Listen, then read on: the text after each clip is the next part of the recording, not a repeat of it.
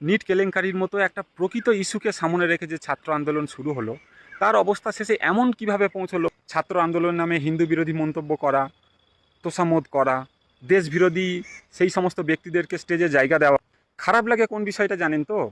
এদের এই ভণ্ডামির জন্য প্রকৃত যখন ইস্যু নিয়ে মানুষ আন্দোলন করবে, বা এই পলিটিক্যাল পার্টিটাই যদি ভবিষ্যতে একটা প্রকৃত, এই যেমন নিট কেলেঙ্কারি একটা প্রকৃত ইস্যু ছিল, এইরকম একটা প্রকৃত ইস্যু সামনে রেখে মানুষ যখন আন্দোলন করবে, তখন কিন্তু মানুষের এদের প্রতি বিশেষ করে আর সেই বিশ্বাসটা থাকবে না।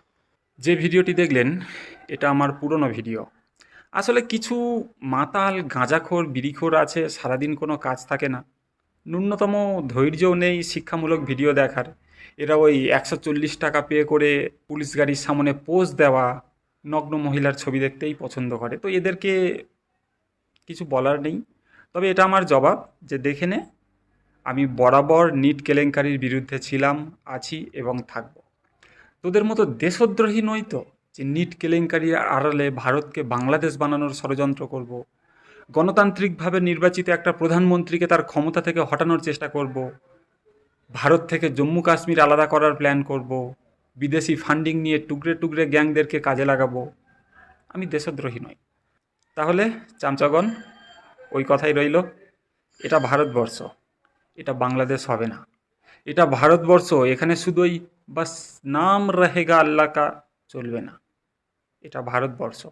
কাশ্মীর ভারতের ছিল, ভারতের আছে, ভারতের থাকবে, কেউ তাকে আলাদা করতে পারবে না। এটা ভারতবর্ষ, এখানে নোংরামিকে প্রশ্রয় দেওয়া চলবে না।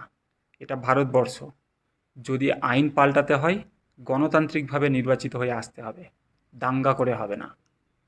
ঠিক আছে, এবারে পরবর্তী কথায় আসি। আপনারা কি ভাবছেন এই আন্দোলন এক্ষুনি শেষ হয়ে যাবে? মোটেও নয়।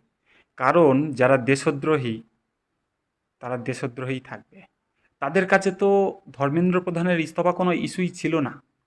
তারা চাচ্ছিল এই ভারতবর্ষ বাংলাদেশ, নেপাল, শ্রীলঙ্কার মতো হোক। তাদের সেই ইচ্ছা এখনও পূরণ হয়নি। সেই জন্য তারা নতুন ইস্যু নিয়ে নতুনভাবে রাস্তায় নামবে, দাঙ্গা করবে, মারামারি করবে, ভারতবর্ষকে ধ্বংস করার চেষ্টা করবে। সেই কাজ এখনও তারা চালিয়ে যাবে।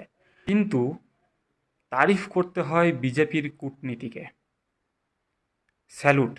আমি জানি না কার মাথা দিয়ে এত সুন্দর টেকনিক, পলিটিক্যাল টেকনিকগুলো বার করে কে, তাকে সত্যিই স্যালুট জানাতে হয়।